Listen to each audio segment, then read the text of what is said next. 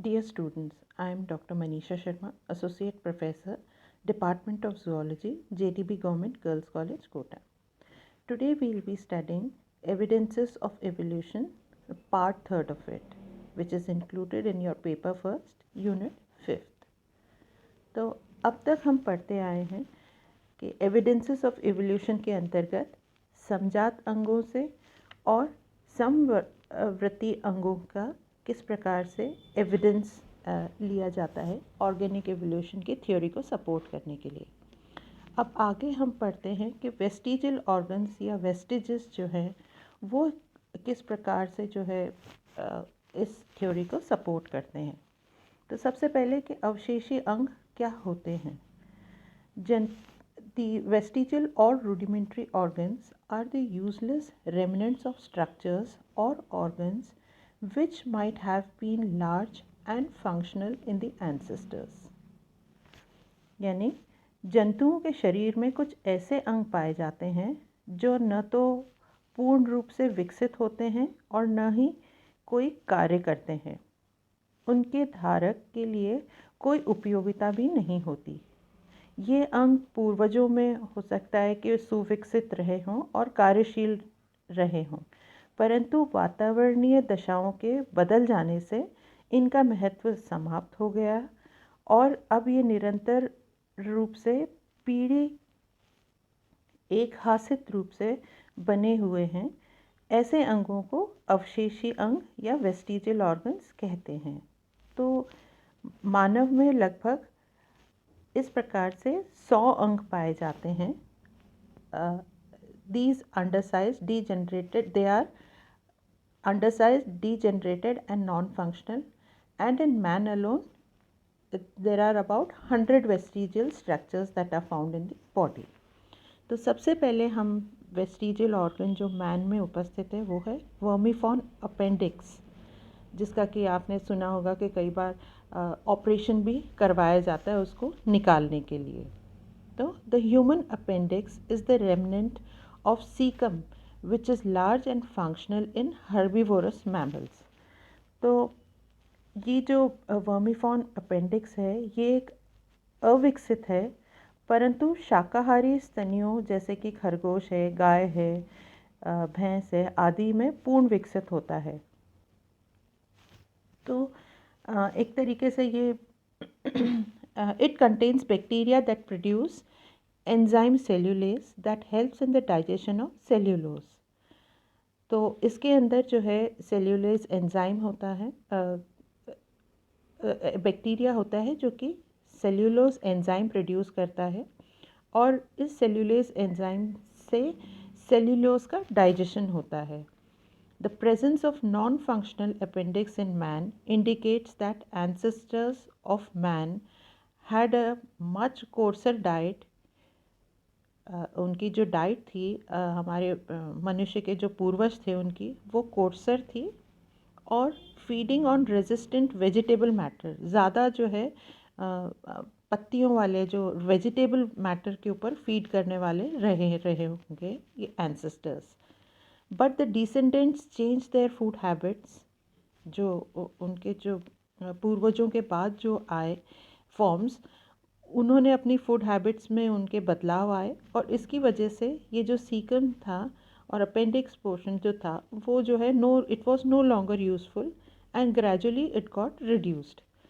तो आप नीचे स्ट्रक्चर में देख सकते हैं कि अपेंडिक्स वर्मीफॉर्म लेबल्ड है और ये इलियम के पास या सीकम के जो है जस्ट पास में ये स्ट्रक्चर पाया जाता है। सो नेक्स्ट है auricular muscles of external ear. Many mammals move their external ear for collecting sound waves from the atmosphere. आपने देखा होगा कई प्राणियों में जो है कान, जैसे कि डॉग्स में आप देख सकते हैं, खरगोश में देख सकते हैं कि जो एक्सटर्नल ईयर है उनका जो पिन्ना है वो एकदम से खड़ा हो जाता है, वो अलर्ट हो जाते हैं जैसे ही कोई साउंड वेव्स जो है बिल्कुल उनके पास आती है। तो the complete set of muscles for bringing about this movements is present in the external ear of man but are non functional. तो जो भी मसल्स इस कार्य के लिए रिस्पॉन्सिबल हैं वो सब के सब मैन में भी हैं, मैन के भी एक्सटर्नल ईयर में हैं, परंतु ये नॉन फंक्शनल है क्योंकि मैन में जो है कान खड़े करने की क्षमता नहीं होती। तो this is about the muscles of external ear. Next है nictitating membrane of which is present on the eyelid.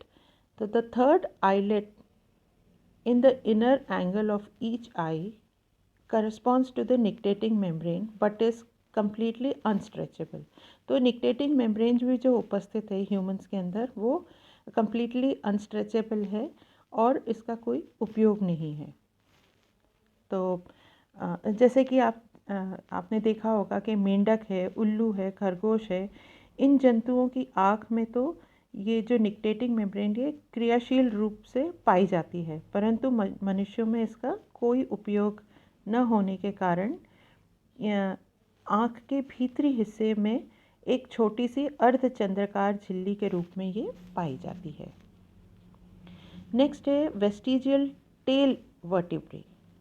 जो अर्ली एम्ब्रियो ऑफ मैन है इसके अंदर it possesses an external tail but is shed of much before adulthood is attend.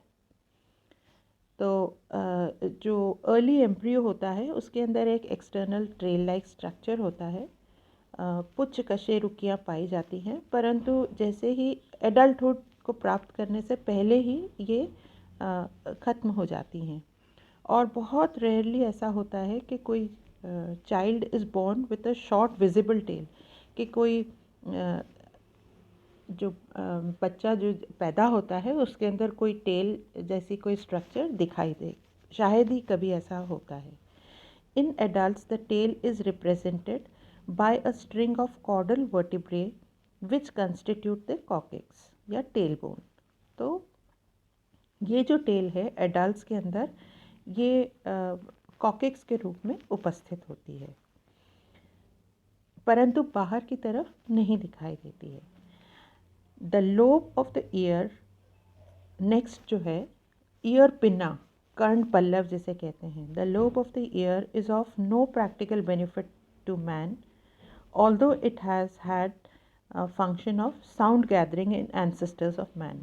जो हमारे पूर्वज थे उसमें साउंड वेव्स गैदर करने की उसमें क्षमता हुआ करती थी इस कर्ण पल्लव में, परंतु आज के समय में इसका कोई भी उपयोग नहीं है। फिर आता है wisdom teeth. The third pair of molars are vestigial, they are last to erupt और sometimes even fail to erupt. यानी कि अक्लदार्ड जिसे कि कहते हैं, ये मानव सहित सभी प्राइमेट स्तनधारियों में तीसरे मोलर दंत की उपस्थिति एक आदर्श लक्षण होता है। मानव में इन दांतों की उपयोगिता नहीं होती, अतः ये देर से निकलते हैं और अर्धविकसित होते हैं। फिर आता है कैनाइन्स में। जो कैनाइन्स हैं वो जो है मैन में उपस्थित होते हैं, पर ये रिड्यूस्ड होते हैं क्योंकि ज़्यादातर मनुष्य जो है जो फूड इंटेक है उनका सॉफ्ट प्रकार का होता है और ये नॉन कार्निवोरस हैबिट्स के हैं। लायन है, कैट्स हैं, डॉग्स हैं, इनके अंदर ये कैनाइन्स अधिक विकसित होते हैं मैन के कंपैरिजन में। फिर है मैमरी ग्लैंड्स इन मेल्स और बॉडी हेयर। जो त्वचा पर बाल हैं इनकी उपस्थिति भी एक तरीके से ये वेस्टिजियल ऑर्गन है। बंदरों में, घोड़ों में, खरगोशों में आदि स्तनधारियों के शरीर पर घने बाल होते हैं। ये ताप नियंत्रण में सहायता करते हैं, परंतु मानव में बालों का ये कार्य नहीं रहा, फिर भी शरीर पर कुछ बाल पाए जाते हैं। तो ये हुए कुछ examples vestigial organs in man के। फिर है vestiges of hind limbs and pelvic. Whale में और पाइथन में vestiges of bones of hind limbs and pelvic girdle are embedded in the flesh of abdomen। जो पाइथन और वेल में है उसमें जो वेस्टिजेस हैं वो हाइंड लिम्स के और पेल्विक गर्डल के वो एब्डोमेन के फ्लैश में एम्बेडेड रहते हैं। This shows that both of them have evolved from ancestors which had functional hind limbs. इससे ये दर्शाता है, देखने को मिलता है कि इनके जो पूर्वज थे वेल्स के और पाइथन के, ये जो है फंक्शनल हाइंड लिम्स वाले रहे होंगे. In snakes these have disappeared because of burrowing habit. सर्पों में जो है ये गायब हो गए हैं क्योंकि इनकी जो हैबिट है वो है बरोइंग टाइप की. फिर है वेस्टिजियल विंग्स. जैसे कि आपने देखा है कि फ्लाइटलेस जो बर्ड्स होती हैं जैसे कीवी ऑफ न्यूजीलैंड और ऑस्ट्रिच जो कि अफ्रीका में पाई जाती है, इनमें विंग्स के वेस्टिजेस प्रेजेंट रहते हैं, बट एक्चुअली ये उड़ नहीं पाती हैं क्योंकि ये फ्लाइटलेस बर्ड्स है. फिर है splint bones. In horse leg the splint bones represent the metacarpals of second and fourth digits. और finally in animals living permanently in deep caves, जो डीप केव्स में गुफाओं में, जो गहरी गुफाओं में रहने वाले जो एनिमल्स हैं उनमें जो आइज़ हैं वो रूडिमेंट्री होती हैं, यानी कि लगभग अनुपस्थित सी ही होती हैं. फिर जैसे एनिमल्स में पाए जाते हैं वेस्टिजियल ऑर्गन्स, उसी प्रकार से प्लांट्स में भी ये उपस्थित होते हैं. तो for example cutin covered stomata on the cell stems of cacti plants. तो जो स्टेम है कैक्टस प्लांट्स की, उसके ऊपर जो उसके अंदर जो स्टोमेटा मिलते हैं they are cutin covered. Next है in most of the plants related to prickly pear, the leaves are functional, whereas in prickly pear the leaves are scale-like and vestigial.